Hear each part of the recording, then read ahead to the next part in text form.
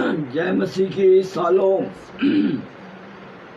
खुदावंद प्रभु यीशु मसीह के पाक पवित्र और मीठे नाम में परमेश्वर ने हम सबको यहाँ पर फिर से एकत्रित किया संध्या के समय में, इसलिए हम परमेश्वर का धन्यवाद देते हैं, उसकी स्तुति उसकी तारीफ करते हैं।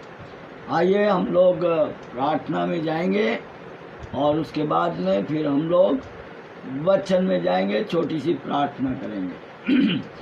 स्वर्गीय पिता, तेरे प्यारे बेटे हमारे उद्धारकर्ता प्रभु यीशु मसीह के पवित्र नाम में प्रभु हम आपके कदमों में आते हैं और आपका धन्यवाद देते हैं कि फिर एक बार प्रभु जी आपने हमें एक साथ एकत्रित किया है ताकि हम आपके वचनों को सुन सकें और प्रभु आपके वचन का अध्ययन कर सकें और आज की इस स्थिति के अंदर पिता परमेश्वर आपके प्यार को जान सकें, आपकी मोहब्बत को जान सकें जो आपने हमारे से की है। प्रभु अब जब हम आपके वचन में जाते हैं, आपसे विनती और प्रार्थना करते हैं कि वचन के बोलने वाले आप हों प्रभु जी, आप बातचीत करें, आप पिता परमेश्वर हमारे अपने वचनों के द्वारा हमारे हृदयों का खतना करें प्रभु जी।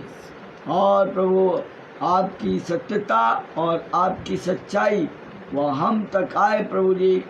प्रभु इसलिए आपका धन्यवाद कि आप अपना सिंहासन हमारे बीच में लगाएंगे और आप हमेशा लगाते हैं प्रभु, इसलिए हम आपका धन्यवाद, आपकी स्तुति, आपकी तारीफ और आपकी प्रशंसा करते हैं। प्रभु आपके महासागर में जब हम डुबकी लगाते हैं तो हम विनती करते हैं कि प्रभु हमारे हिस्से का वो मोती प्रभु जी जो आपने रखा हुआ है, वो सीप जिसके अंदर वो मोती हैं प्रभु आप हमें दीजिए ताकि हम अपने जीवन को सुशोभित कर सकें। आगे का सारा समय आपके हाथ में देते हैं, यीशु मसीह के पवित्र नाम से इस प्रार्थना को मांगते हैं। दया से सुनिए और ग्रहण करिए। आमीन, आमीन और आमीन।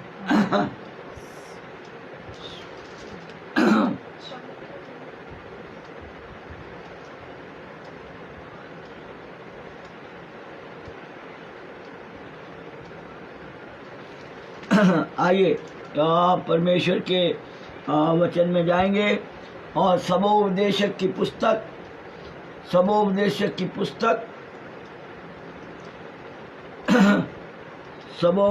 की पुस्तक और उसका तीसरा अध्याय, सबोपदेशक की पुस्तक और उसका तीसरा अध्याय और उसका 15 वचन। सबोपदेशक की पुस्तक और उसका तीसरा अध्याय और उसका 15 वचन। सबोपदेशक जो कुछ हुआ वह इससे पहले भी हो चुका, जो होने वाला है वह हो भी चुका है, और परमेश्वर बीती हुई बात को फिर पूछता है। जो बस 3 का 15 सबोपदेशक की पुस्तक 3 का 15 देखो क्या किस रीति से लिखता है, क्या कहता है। जो कुछ हुआ वह इससे पहले भी हो चुका, जो कुछ हुआ वो इससे पहले भी हो चुका, और जो होने वाला है वो हो भी चुका है, और बीती हुई बात को फिर पूछता है, यानी जो कुछ हो रहा है, परमेश्वर का वचन कहता है जो कुछ हो रहा है, मैंने कोई भी बात को, जो कुछ भी मैं करने के लिए जाता हूँ, परमेश्वर कोई भी बात को छुपा कर नहीं रखता। वो अपने दासों और भक्तों से छुपा कर कोई भी काम नहीं करता। वो अपने जो कुछ वो करने के लिए जा रहा है, वो अपने बेटे और अपने बेटियों को हर एक बात जो है वो बताता है, हर बात बताता है, वो कोई बात नहीं छुपाता। आइए वचन पढ़ेंगे, वचन जो भी देखेंगे वचन के अनुसार देखेंगे। आमोस की पुस्तक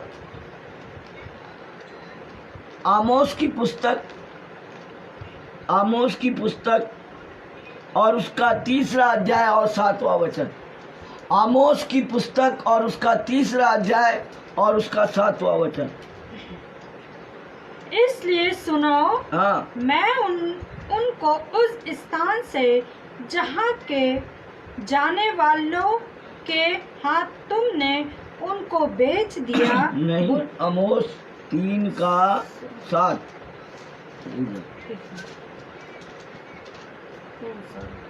इसी प्रकार से प्रभु यहोवा अपने दास भविष्यवक्ताओं पर अपना मर्म बिना प्रकट किए कुछ भी न करेगा। इसी प्रकार से देखिए क्या लिखता है वचन, आमोस 3 का 7।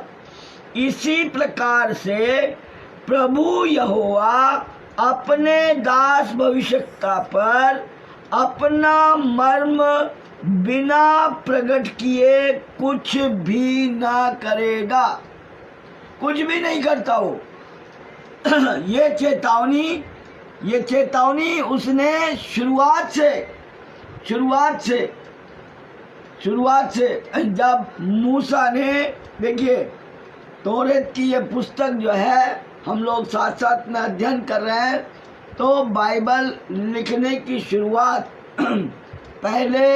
पहले लगभग 2500 वर्ष तक कोई भी पुस्तक जो लिखी जाती थी, जिसको हम यहोवा की पुस्तक कहते हैं, जो पुस्तक लिखी जाती थी जिसे हम यहोवा की पुस्तक कहते हैं, वो एक पुस्तक वो अपने स्वर्ग में लिखता था। स्वर्ग में लिखी जाने वाली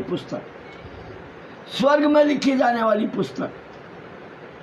देखिए यशाया नबी की किताब है, उसका 34 अध्याय और उसका 16 वचन। यशाया नबी की किताब है, उसका 34 अध्याय। यहोवा की पुस्तक से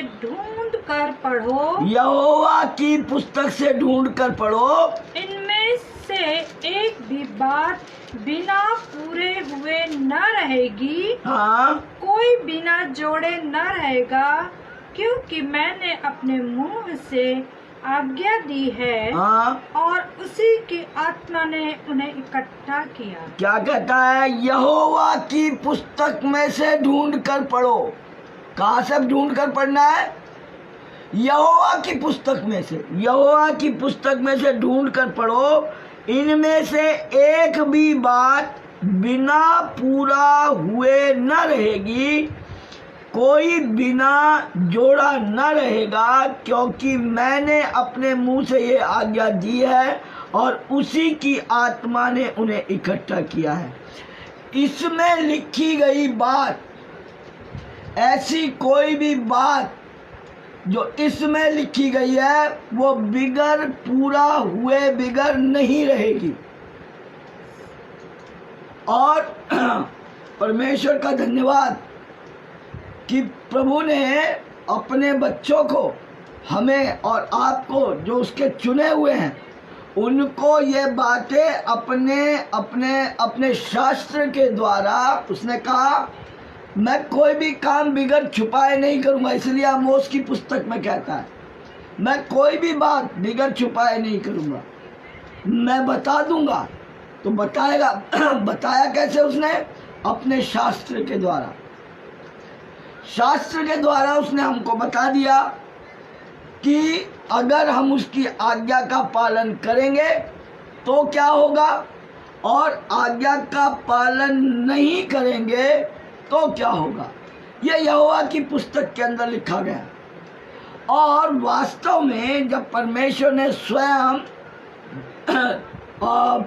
जो पत्थर की जो पाटियां थी, उस समय जो 10 आज्ञा लिख करके दी थी, वो आदम से लगभग 2500 वर्ष बाद में, उससे पहले तक कोई भी लिखा हुआ पत्र या पत्री हमारे पास में उपलब्ध नहीं थी।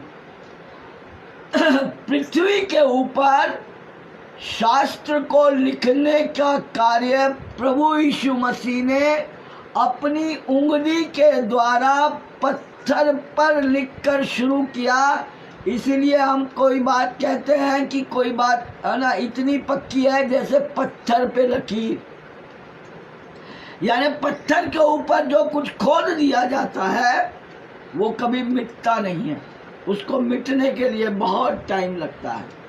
ऐसे ही परमेश्वर ने शुरुआत में मूसा को जब आज्ञाएं दी तब उसने उसको पत्थर पर, उसने स्वयं जब हमने अपने परमेश्वर ने हमको जब शुरुआत में जोड़ा और अपना पहला ही संदेश जब उसने हमसे शुरू किया था, वचन बोला गया, उसके बाद वचन लिखा गया और उसके बाद वचन देदारी हुआ।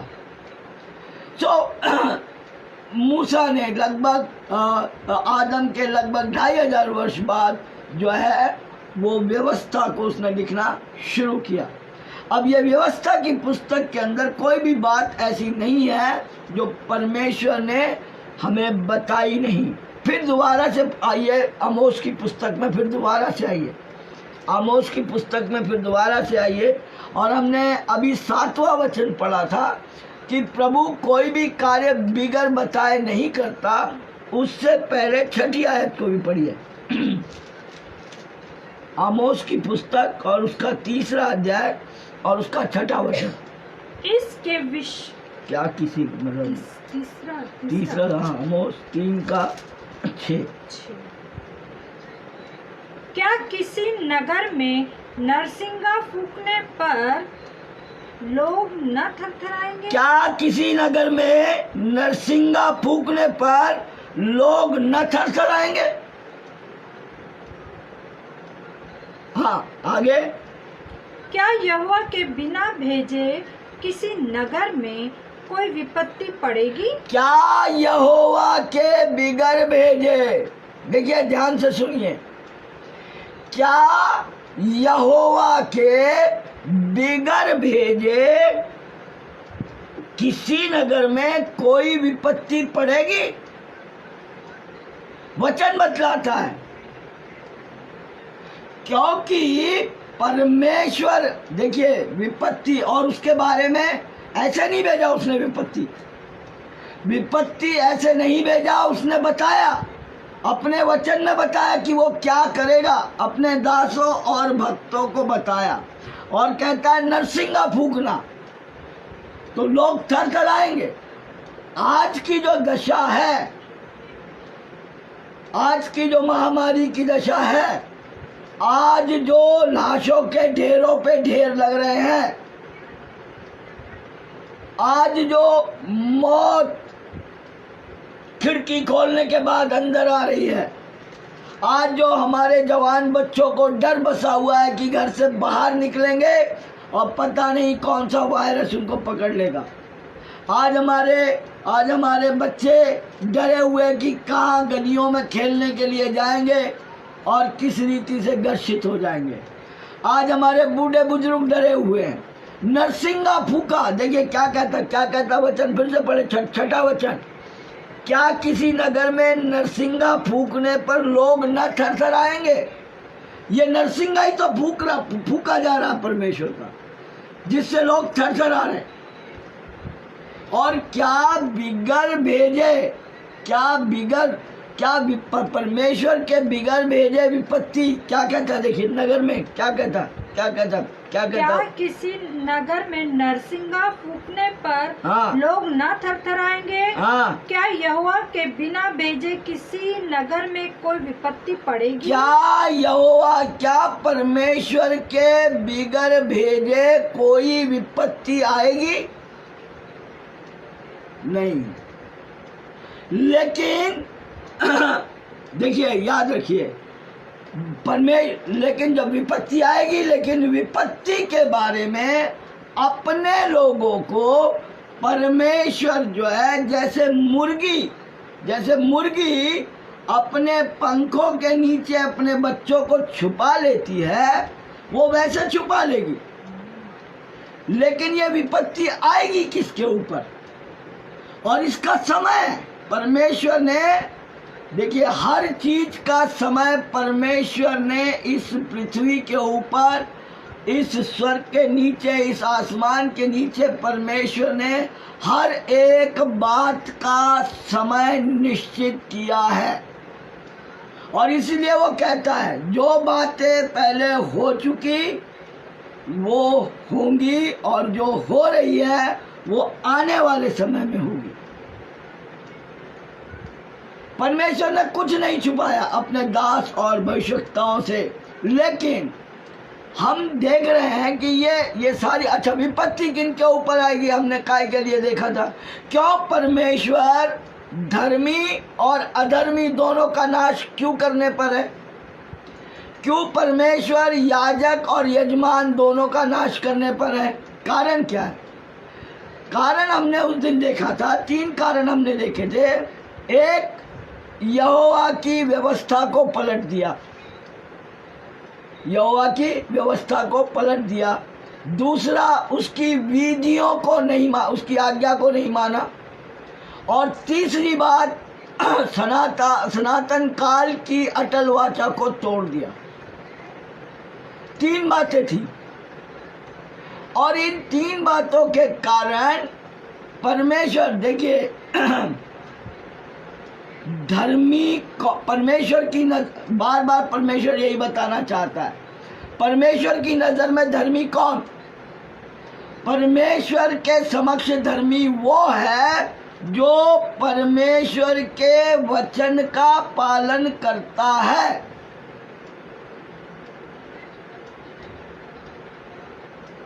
परमेश्वर के वचन का जो पालन करता है।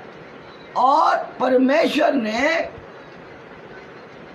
जब परमेश्वर ने मनुष्य जाति को चुना और मिस्र देश से चुन करके इज़राइल के जो वंश थे, इज़राइल, देखिए याद रखिए इज़राइल कोई जाति नहीं है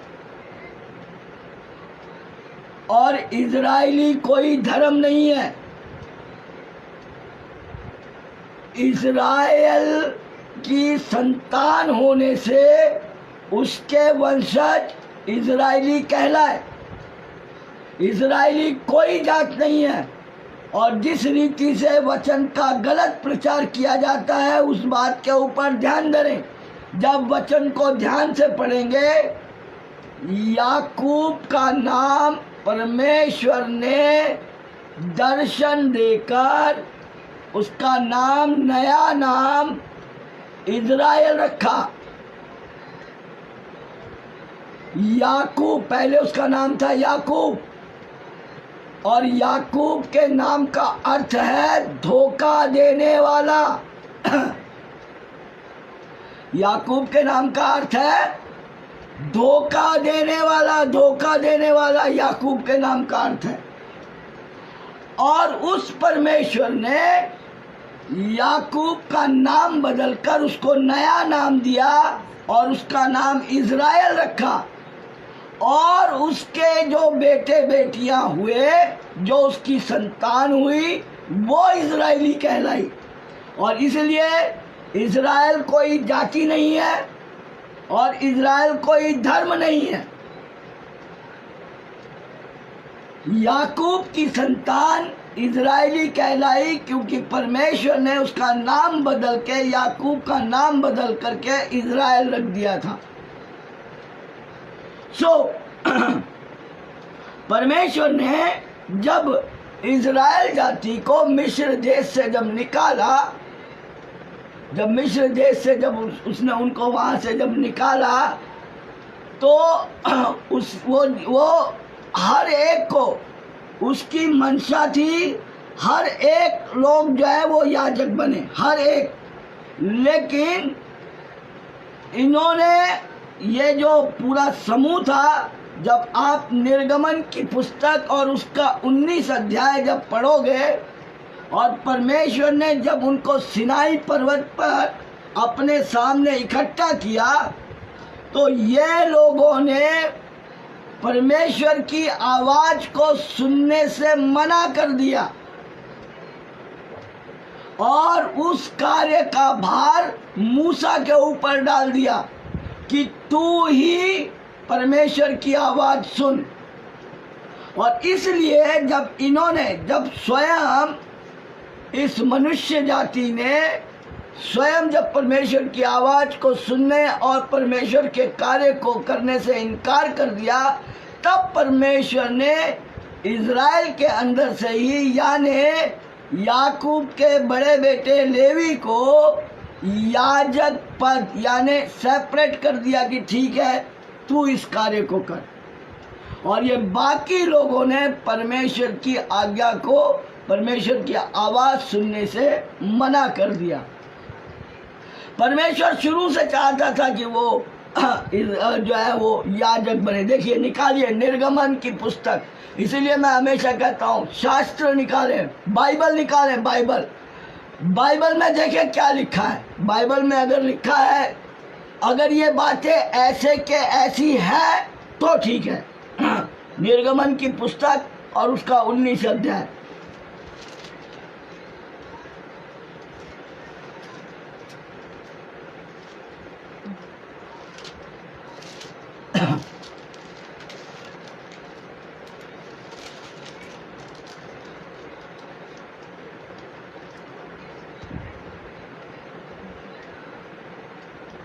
हाँ, 19 अध्याय और उसका 4, 5 और 6 वचन पढ़ेंगे। 4, 5 और 6।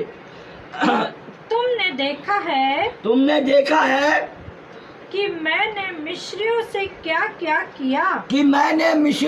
क्या किया, तुमको मानो उकाब पक्षी के पंखों पर चढ़ाकर अपने पास ले आया हूँ। तुमको मानो उकाब पंछी की तरह अपने पंखों पर बिठा कर लेकर आया हूँ। हाँ, इसलिए अब यदि तुम निश्चय मेरी मानोगे और मेरी वाचा का पालन करोगे तो सब लोगों में से तुम ही मेरा निज धन ठहरोगे। तो सब लोगों में से तुम मेरा निज धन ठहरोगे। निज धन का मतलब कैसा होता है? खुद की अपनी प्रॉपर्टी, यानी तुम सब परमेश्वर की प्रॉपर्टी और परमेश्वर की संपत्ति रहोगे। हाँ, आगे। समस्त पृथ्वी तो मेरी है और तुम मेरी दृष्टि में याजकों का राज्य। और तुम मेरी दृष्टि में याजकों का राज्य। हाँ, और पवित्र जाति ठहरोगे। जो बातें तुझे इज़राइलियों से कहनी है, वे ये ही हैं। समस्त जितनी भी लोग हैं सब याजक हैं। लेकिन जब हम आगे पढ़ेंगे तो हम देखेंगे कि इन लोगों ने सिनाई पर्वत के पास जब ये इकट्ठे हुए और परमेश्वर का जब आवाज़ सुनी तो ये थर थर कांपने लगे और परमेश्वर के इस उपहार को, परमेश्वर के इस गिफ्ट को मनुष्य जाति ने ठुकरा दिया। और फिर परमेश्वर ने मूसा को कहा कि ठीक है, लेवियों को अब ये अधिकार दे। परमेश्वर ने सबको याजक बनाया था और वो चाहता था कि वो सभी को याजक बनाए। देखिए, पतरस की पत्री,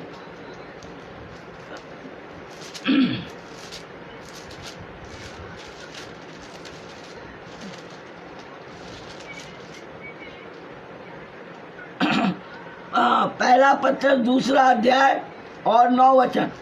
पहला पत्रस और उसका 2 अध्याय और उसका 9 वचन। बाइबल निकालें। देखिए ऐसा ही लिखा है कि नहीं, ये बातें ऐसी है कि नहीं, झूठी बातें नहीं।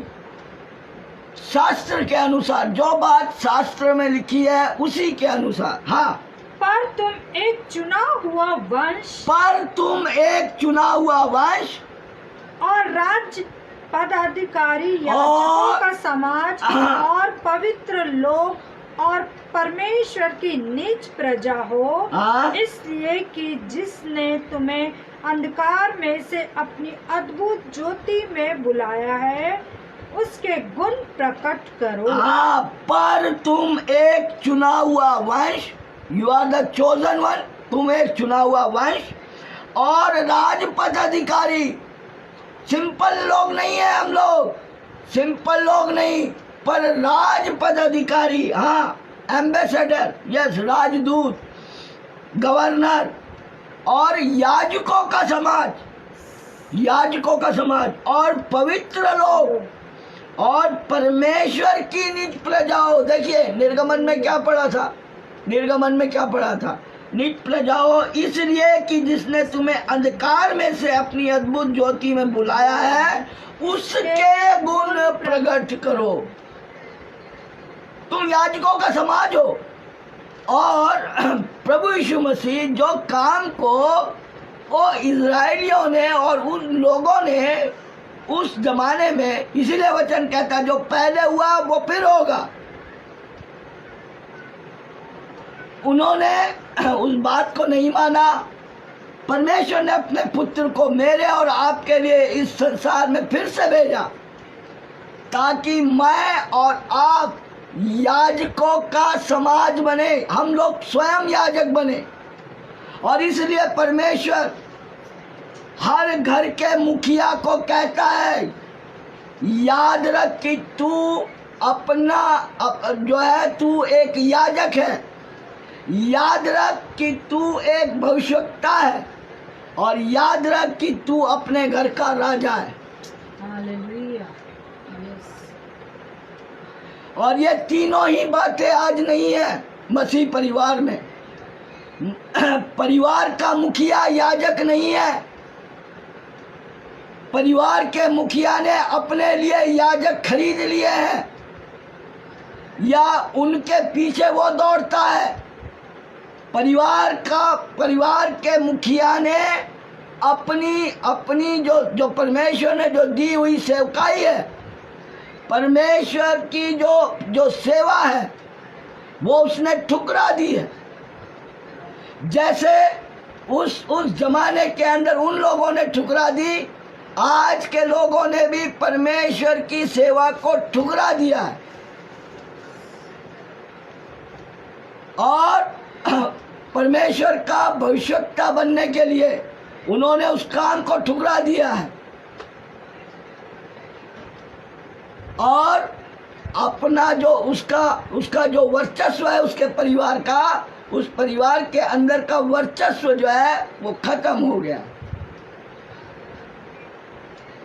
अब वो याजकों के पीछे लग गया है, अब वो याजकों के, दूसरे याजकों के पीछे।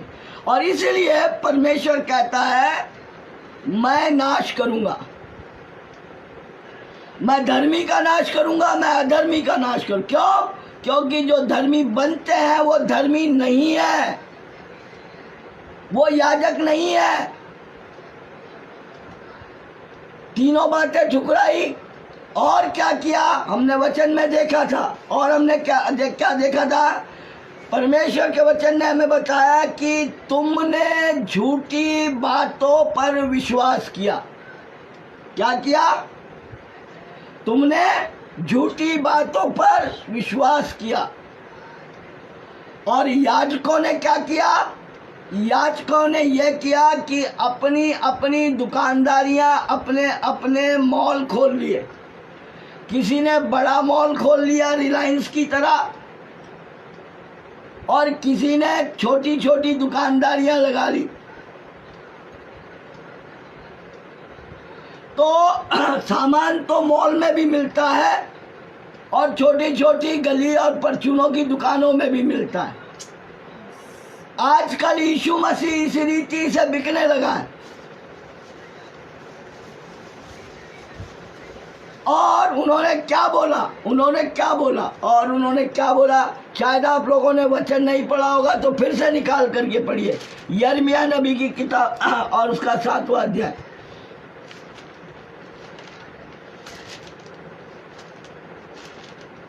यदि वो तीनों बातों को अगर आप नहीं देख पाए होंगे उस दिन तो हम फिर देखेंगे उन बातों को।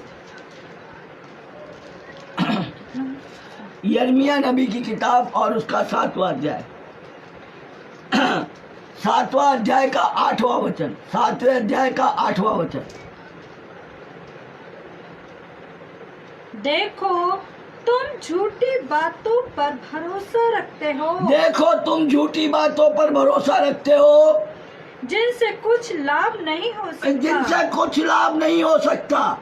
सो हम जो है वो झूठी बातों के ऊपर, क्योंकि हम स्वयं परमेश्वर के वचन में अभी हमने यशाया 34:16 पढ़ा था, उसके अंदर ढूंढ डांट करके पढ़ो।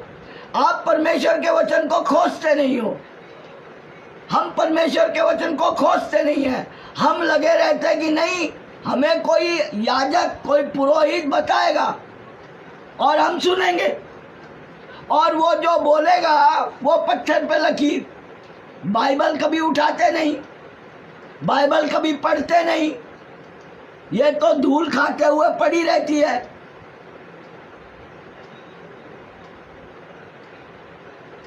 इसीलिए किसी ने कहा है, तुम बाइबल को सजाकर मत आल्टर पे रखो। तुम बाइबल को सजाकर मत आल्टर पर रखो। ये तो है जीवन की रोटी, खा सको तो खाइए। ये जीवन की रोटी है, ये यहोवा की पुस्तक है।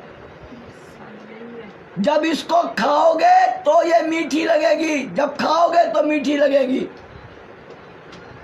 और इसलिए याजकों को, और परमेश्वर का वचन कहता है हम सब याजक हैं, सब याजक हैं। देखिए यहेजकेल की पुस्तक और उसका 3रा अध्याय, यहेजकेल की पुस्तक और उसका 3रा अध्याय।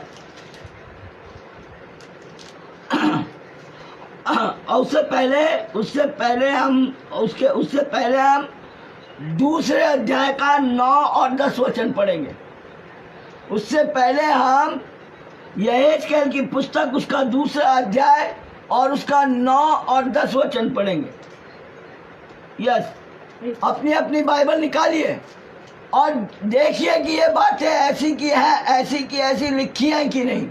यस, तब मैं, हाँ, यहेजकेल 2 का 9, हाँ, 9 और 10। हाँ, तब मैंने दृष्टि की और क्या देखा कि मेरी ओर एक हाथ बढ़ा हुआ है, मेरी ओर एक हाथ बढ़ा हुआ है। हाँ, और उसमें एक पुस्तक है, और उसमें एक पुस्तक है। ये वो यहोवा की पुस्तक है जो अभी हमने यशाया नबी की किताब 34:16 में देखा था।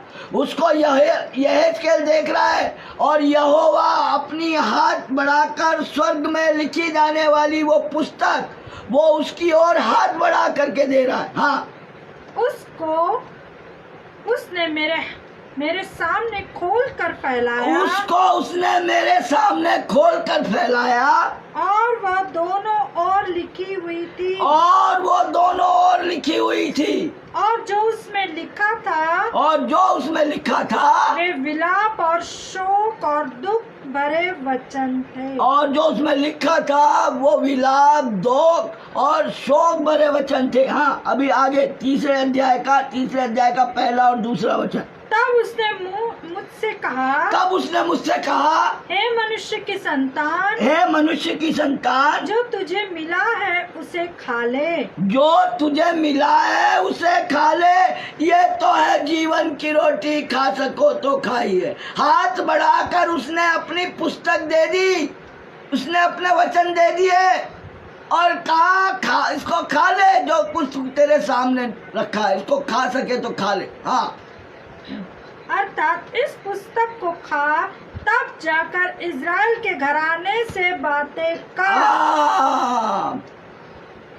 तब जाकर बात कर, उनको कथा कहानी मत सुना, उनको धोखे में मत रख।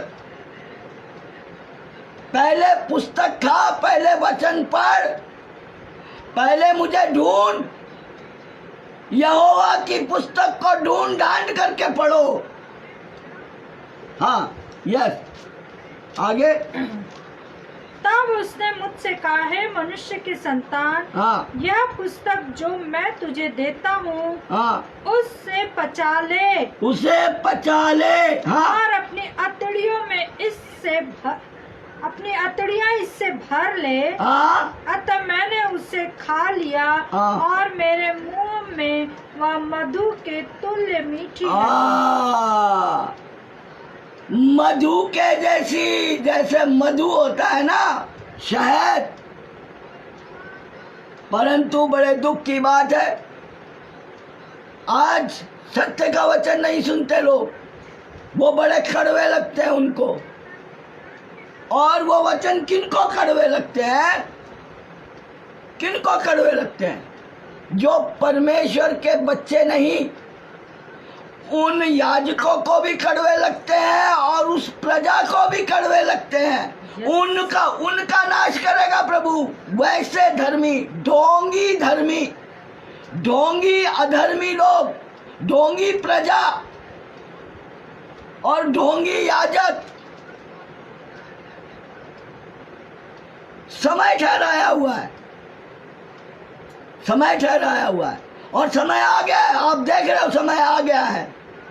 वचन कहता है यिर्मयाह नबी की किताब 9वें अध्याय के 21 और 22 में, मौत खिड़कियों में से निकलकर तुम्हारे घर में आ घुसी है।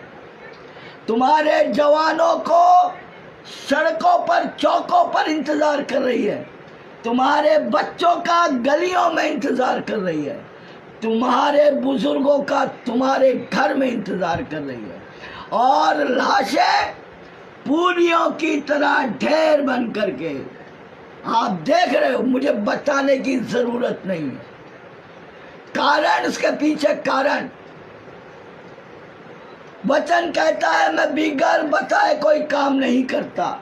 जब तक मैं नरसिंगा नहीं फूकूंगा, जब तक यहोवा विपत्ति को ना भेजे। लेकिन अपने बेटे और बेटियों को वो जो है वो पहले से बता देता है मैं क्या करने वाला हूं। जब सदोम और अमोरा का नाश करना था, परमेश्वर ने अब्राहम से नहीं छुपाया। उसने अब्राहम को बताया कि देख, मैं गंधक की आग बरसा कर सदोम और अमोरा को नाश करने के लिए जा रहा हूं। उसने छुपाया नहीं प्रियो, उसने बताया। इसलिए परमेश्वर अपने दासों और भक्तों से कोई बात को छुपाता नहीं है।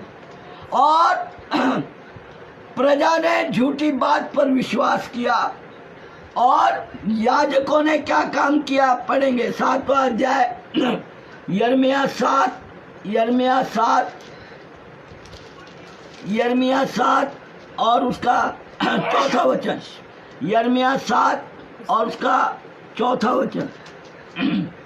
यिर्मयाह, मेरी दया दृष्टि तुझ पर न होगी। हाँ, मेरी दया दृष्टि तुझ पर न होगी। नहीं, यिर्मयाह 7 का 4था वचन।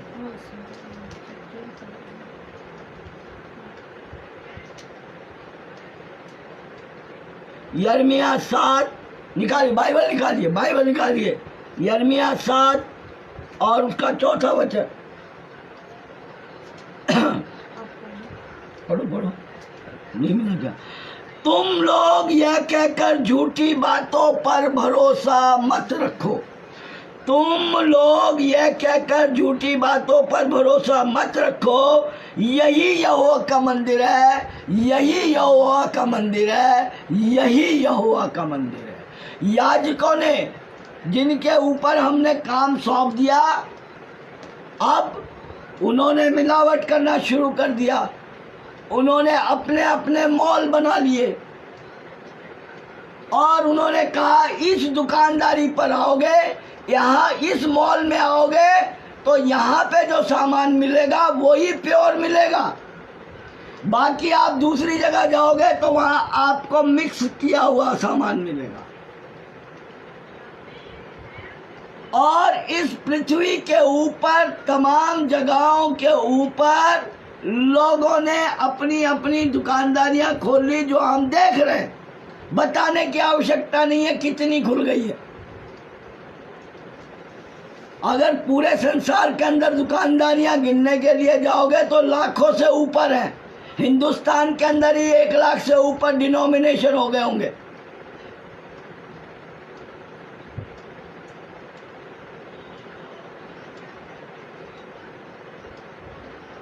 हिंदुस्तान के अंदर ही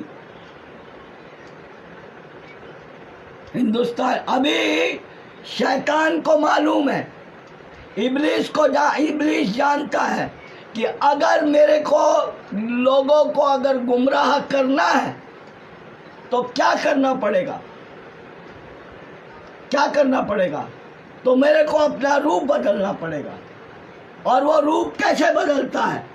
देखिए 2 कुरिन्थियों निकालिए, बाइबल निकालिए, बाइबल निकाल करके पढ़िए। 2 कुरिन्थियों 11 अध्याय और उसका 13, 14 और 15 वचन।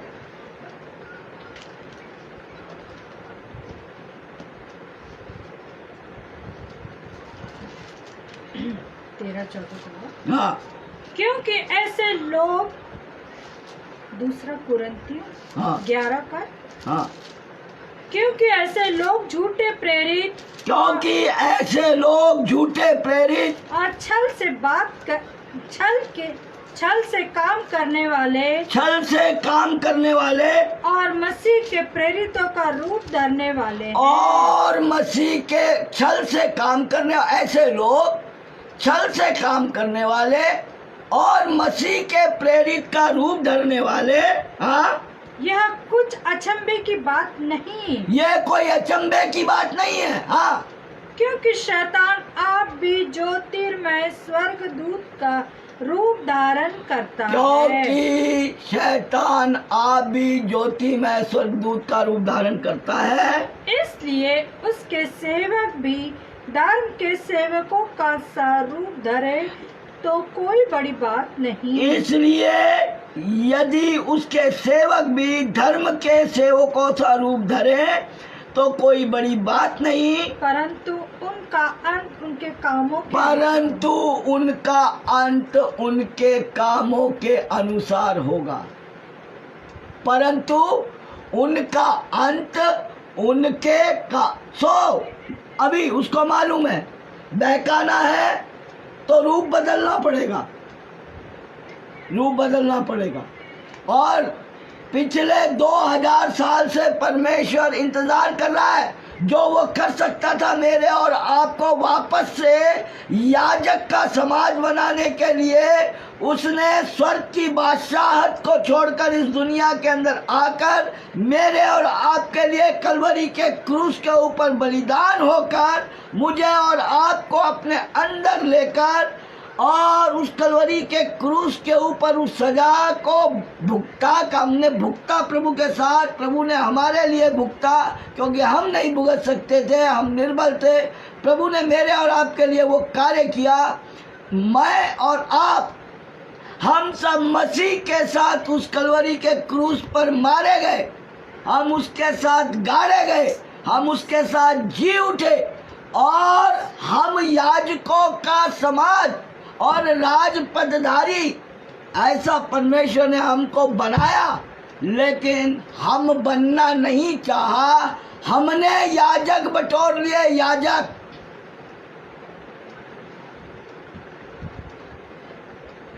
हमने याजक बटोर लिए अपने अपने लिए।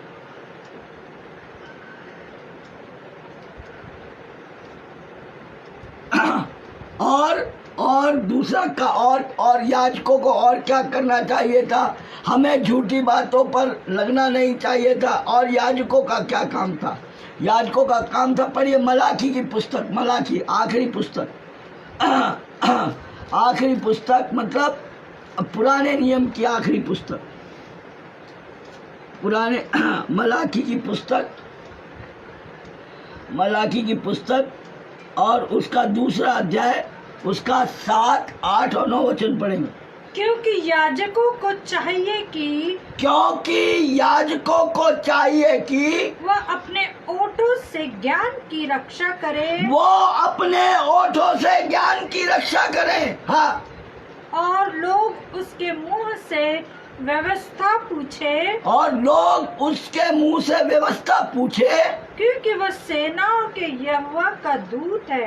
क्यों? ओहो, याजक कौन होता है? याजक कौन होता है? वो यहोवा का दूत होता है। लेकिन वही याजक ने प्रजा को क्या करा? प्रजा को क्या करा? अपनी अपनी दुकानदारियां बनाकर यही यहोवा का मंदिर है, यही यहोवा का मंदिर है। पूरे विश्व में खेल रचा हुआ है। हाँ, तो वो जो है याजक क्या होता है? याजक यहोवा का दूत होता है। उसको अपने ओठों से जो ज्ञान देता है उस ज्ञान की रक्षा करनी चाहिए। हाँ, परंतु तुम लोग धर्म के मार्ग से ही हट गए। परंतु तुम लोग धर्म के मार्ग से ही हट गए। तुम बहुतों के लिए व्यवस्था के विषय में ठोकर का कारण तुम हुए। बहुतों के लिए व्यवस्था के विषय में ठोकर का कारण हुए। तुमने 3 बातों को तोड़ा।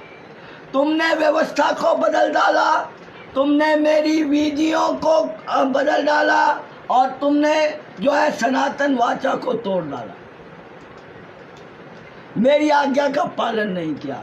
हे याजकों, तुमको तुम्हारे ओठों के ज्ञान की रक्षा करनी चाहिए थी, लेकिन तुम यहोवा के दूत थे, लेकिन तुमने क्या किया? ओके, आगे 9 वचन। इसलिए मैंने भी तुमको सब लोगों के सामने तुच्छ और नीचा कर दिया। इसलिए मैंने तुम्हें इस संसार के सामने तुच्छ और नीचा कर दिया है। धर्मी को भी मारूंगा, अधर्मी को भी मारूंगा।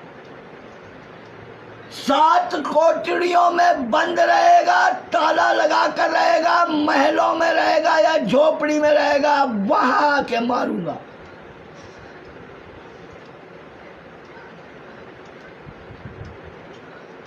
छोड़ूंगा नहीं, मारूंगा। किसी घमंड के अंदर नहीं रहना, परमेश्वर का वचन कहता है। खुदा कहता है घमंड में नहीं रहना। मारूंगा, छोड़ूंगा नहीं। क्यों? क्योंकि मैंने बात बता दी थी। मैंने हर चीज का समय ठहराया। मैंने विपत्ति आएगी ये बताया। हर चीज का परमेश्वर के सामने समय है। परमेश्वर का हर चीज। आइए निकालिए सबोपदेश की पुस्तक, निकालिए सबोपदेश की पुस्तक।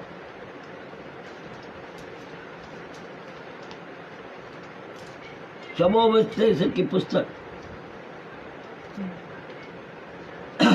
सबोपदेश की पुस्तक, और सबोपदेश की पुस्तक, और जल्दी से पढ़ेंगे इसका तीसरे अध्याय का पहला वचन। हर एक बात का एक अवसर और प्रत्येक काम का जो आकाश के नीचे होता है एक समय है।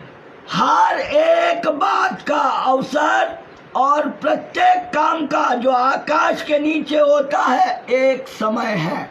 और अगर दूसरे वचन से लेकर के आप 9वें वचन तक पढ़ोगे तब यहाँ पर परमेश्वर हर एक काम के बारे में बता रहा है। लेकिन पहला वचन उसका सारांश है। क्या सारांश है? पूरी बातों का सारांश है कि हर एक बात का अवसर और प्रत्येक काम का जो आकाश के नीचे होता है एक समय परमेश्वर ने निश्चित किया है।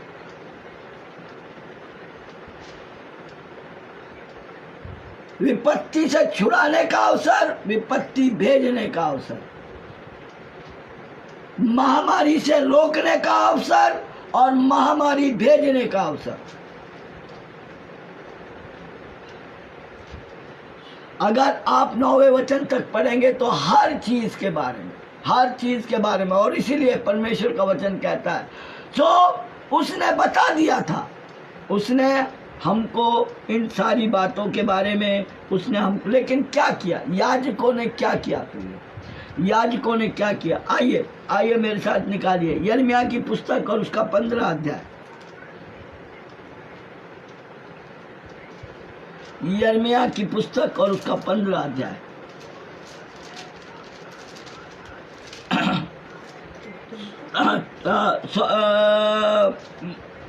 ओके ओके 14 अध्याय का 13, 14, 15 पढ़ेंगे हम लोग। 13, 14, 15। तब मैंने कहा, हाँ हाय प्रभु यहोवा, देख हाँ भविष्यवक्ता इनसे कहते हैं। हाँ, तब मैंने कहा, हाय प्रभु यहोवा, देख भविष्यवक्ता इनसे कहते हैं, न तो तुम पर तलवार चलेगी, न तो तुम पर तलवार चलेगी और न महंगी होगी, और न महंगी होगी। यहोवा तुमको इस स्थान में सदा की शांति देगा। यहोवा तुमको इस स्थान में शांति दे। तुम जहाँ भी चले जाओ, देखिए बिल्कुल यही खेल हो रहा है, यही खेल पूरे विश्व मंडल में, यही खेल हो रहा है। यही यहोवा का मंदिर है, यही यहोवा का मंदिर है। वहाँ जहाँ लोग जाते हैं, वहाँ लोग जाते हैं। देखो बाबाओं वाली शिक्षा शुरू हो गई, बाबाओं वाली शिक्षा। ए बेटा नारी, तेरा सब कुछ भला होगा, तू क्यों उदास है? अच्छा, तू सब कुछ करती है, तू इतना करती है, लेकिन तेरा करा हुआ कोई नाम नहीं लेता। अरे चुनी चुनाई बातें होती हैं जो यूनिवर्सल होती हैं। तू लोगों की बहुत अपने मन से वो करती है। अरे बाबा जी को तो सब मालूम है, बाबा जी को तो सब मालूम है। ऐसी ही मसीह की शिक्षा होने लगी है। ऐसा पानी का गिलास और बोतलें ले लेकर के जा रहे लोग, भर भर के। क्यों? इसके ऊपर दुआ कर दो, ये पानी को पवित्र बना दो। क्या करेगी? क्या करूं? मेरा आदमी बहुत दारू पीता, उसको पिलाऊंगी तो उससे क्या होगा? ये बाबाओं की शिक्षा। तेल की बोतलें ले लेके आ रहे, तेल की बोतलें। गंदे ताबीज और तेल बेचने की दुकानदारियां चालू हो गई।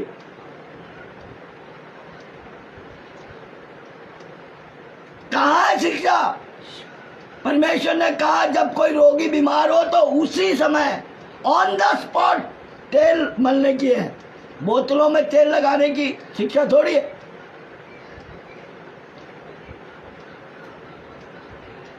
छत्तीसगढ़ के अंदर मैं प्रचार करने के लिए गया और वहां पर ये बाबाओं वाली शिक्षा बहुत है।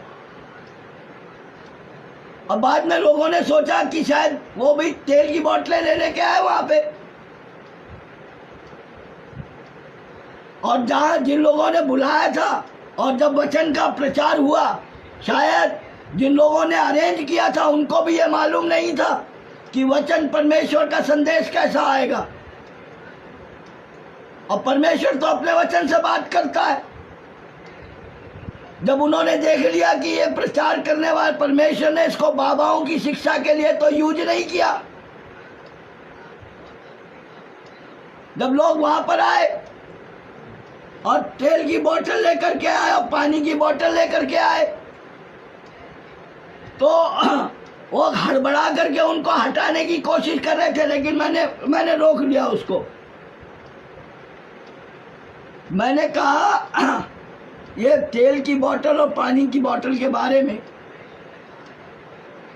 तो फिर वो बोली, ब्रदर इस पानी पढ़ दो, दुआ कर दो इसके ऊपर और प्रार्थना कर दो मेरे आदमी के लिए। मेरे को जो है वो जो प्रार्थना करने के लिए, चर्च आने के लिए वो रोकता है। तो मैंने कहा तेरा आदमी रोकता है तो परमेश्वर का वचन ये कहता है कि पत्नी को अपने पति के अधीन होना चाहिए। तू अपने घर में बैठकर घुटने टेक के प्रार्थना कर, अपने आदमी की बात को मान। वहां बड़ा भूचाल आ गया वहां लोगों के अंदर।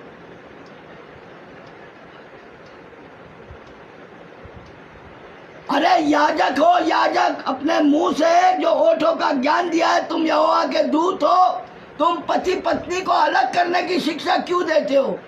तुम पत्नी को सिखाओ कि तू अपने पति के अधीन रहे। तेरा पति नहीं चाहता, घुटने टेक, प्रार्थना कर, मारता है तो मार खा।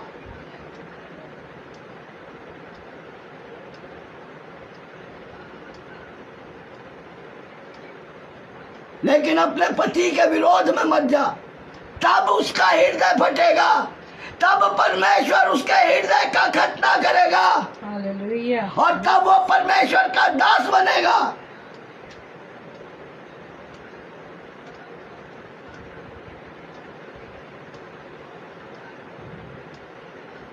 परमेश्वर के लिए दुख सहने की तैयारी नहीं है।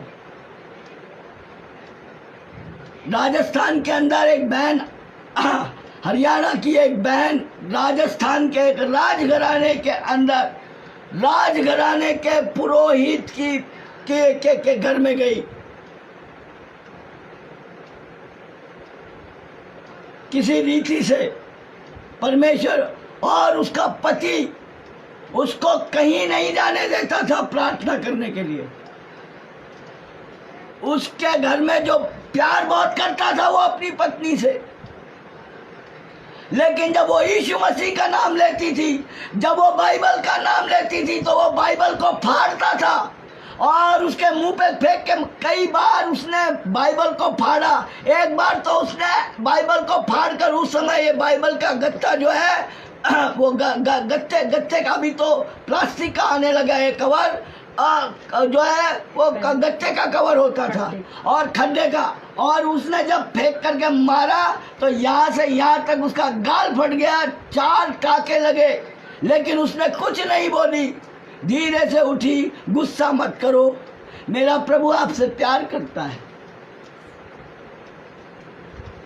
अपने आदमी के ऊपर गुस्सा नहीं दिखाया, उसके कपड़े प्रेस करे, उसके कार तक उसका सूटकेस लेकर के गई, और जब वो सूटकेस लेकर के जब वो अपने कार के अंदर बैठ करके चला गया, उसने देखा ये कौन सा प्रेम है यार, ये कौन सा प्रेम है मेरे मेरे मेरे मेरे पत्नी के जीवन में।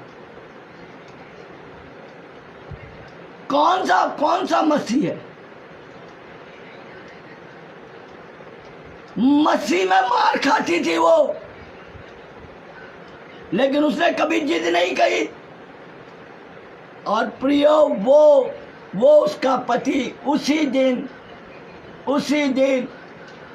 जो उसकी मीटिंग थी, परमेश्वर ने वो मीटिंग कैंसिल की और वो वापस आया। और वो एक छोटा मोटा व्यक्ति नहीं था, अभी पहले कुछ दिनों पहले ही वो प्रभु में सो गए। एक 2-3 साल पहले प्रभु में सो गए वो। जब वो वापस आए और अपनी कोठरी के अंदर जब वहां पर थे और आराम कर रहे थे, तब परमेश्वर ने पौलुस की तरह उसको आवाज दी, धर्म प्रकाश, तू मुझे क्यों सताता है?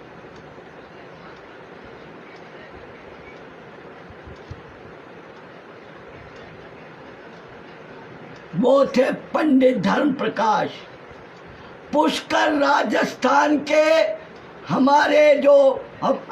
हमारे हिंदू संस्कृति की चौथी गद्दी के मुखिया,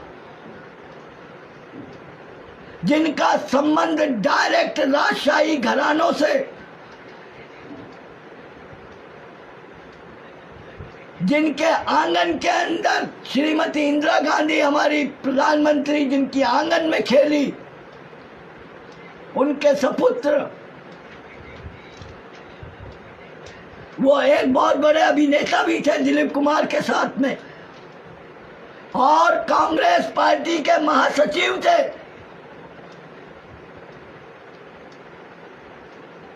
वो बहुत अच्छे एक लेखक थे, वो अभिनेता थे।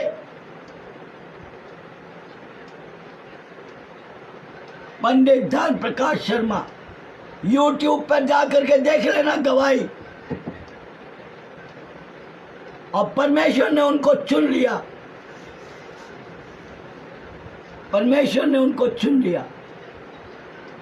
सो प्रियो, झूठी शिक्षाएं, याजक का काम है कि परमेश्वर के वचन की सही शिक्षा प्रचार करो। और मैंने उस बहन को बताया, मैंने कहा बहन ये आपके मानसिकता है ये आपकी, कि ये मैं पानी आपको दुआ करके दूंगा और आपका आदमी पी लेगा तो वो हो जाएगा। नहीं, आप अपने पति के अधिकार के अंदर रहिए। आप अपना आप सही, आप सहते ही नहीं। प्रभु ने सहना सिखाया है। आप दुख उठाने के लिए तैयार ही नहीं हो तो आदमी का उद्धार कैसे होगा? और वचन बतलाता है कि यदि तेरी बीवी परमेश्वर पर विश्वास नहीं करती है तू भी, और वो तेरे साथ में रहने से प्रसन्न है, तो तेरी बीवी उद्धार पाएगी। और यदि तेरा पति जो है तेरे साथ में रहने से प्रसन्न है और वो विश्वास नहीं कर रहा है, तो मैं उसको उद्धार दूंगा। ये परमेश्वर का वायदा है, तो उसके वायदे पे तो विश्वास करो। तुम तो मियाँ बीवी में झगड़े लगवाते हो।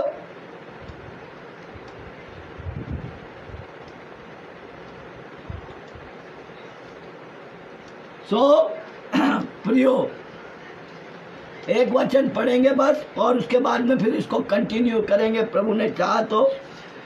झूठे याजक और झूठी प्रजा, आज की महामारी क्यों है यह विपत्ति?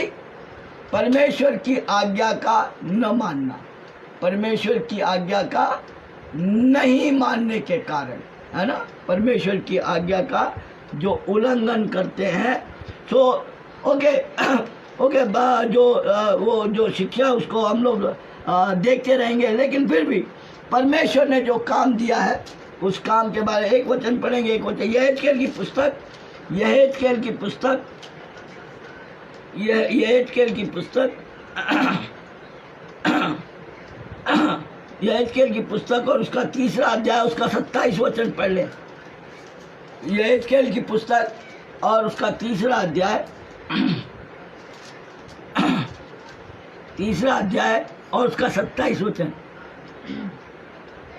परंतु जब जब मैं तुझसे बातें करूं, परंतु जब जब मैं तुझसे बातें करूं, तब कहना, तब कहना, तब तेरे मुंह से, तब तेरे मुंह को खोलूंगा, तब तक तेरे मुंह को खोलूंगा और तू उनसे ऐसा कहना, और तू उनसे ऐसा कहना, प्रभु यहोवा यूं कहता है, प्रभु यहोवा यूं कहता है, जो सुनता है वह सुन ले, जो सुनता है वो सुन ले, और जो नहीं सुनता वह न सुने, और जो नहीं सुनता वो न सुने। वे तो विद्रोही घराने के ही हैं। हाँ, जो सुनता है वो सुन ले और जो नहीं सुनता है वो न सुने।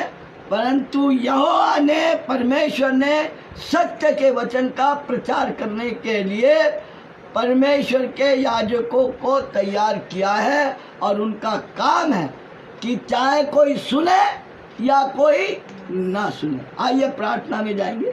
थोड़ी सी छोटी। धन्यवाद, धन्यवाद परमेश्वर, आपका धन्यवाद करते प्रभु जी इस सुंदर समय के लिए प्रभु जी, और सुंदर वचनों के लिए प्रभु जी, जो आपने प्रभु जी अपने दास का प्रयोग किया प्रभु जी, और आप उनमें होके बात किए प्रभु जी, और सुंदर वचन आपने हमें बताया प्रभु जी। ओ राजा, आपके सत्य वचन प्रभु जी, कैसे प्रभु जी वचनों का दुरुपयोग होता है परमेश्वर पिता, और कैसे लोग बहक जाते हैं प्रभु जी। लेकिन परमेश्वर आपने हमें ये चिताया है कि आप मेरे वचन को ढूंढो और पढ़ो, तब आप सत्य को जानोगे। हो राजा, धन्यवाद करती हूँ राजा। ओ परमेश्वर पिता, अपने बच्चों पर दया किया प्रभु जी, आपने अपने वचन का प्रचार होने दिया राजा। धन्यवाद, धन्यवाद, धन्यवाद करती हूँ प्रभु जी। सब सुनने वालों को प्रभु जी आपके हाथ में रखती हूँ राजा। सबको सुरक्षित के साथ रखना परमेश्वर पिता, रात में मीठी नींद देना प्रभु, असंख्य स्वर्गदूतों का पहरा लगाना प्रभु जी। ओ परमेश्वर पिता, और आपके वचन का मनन करने के लिए प्रभु जी आप उन्हें चिताना प्रभु जी, और सत्य को वो जान पाए प्रभु जी, और आप सच और सच्चे परमेश्वर के पीछे चलने वाले बच्चे बन जाए राजा। ओ राजा, सारा आदर गौरव महिमा आपको देती हूँ प्रभु, और ये छोटी सी विनती मेरे उद्धार करता धन्यवाद के साथ आपको चढ़ाती हूँ।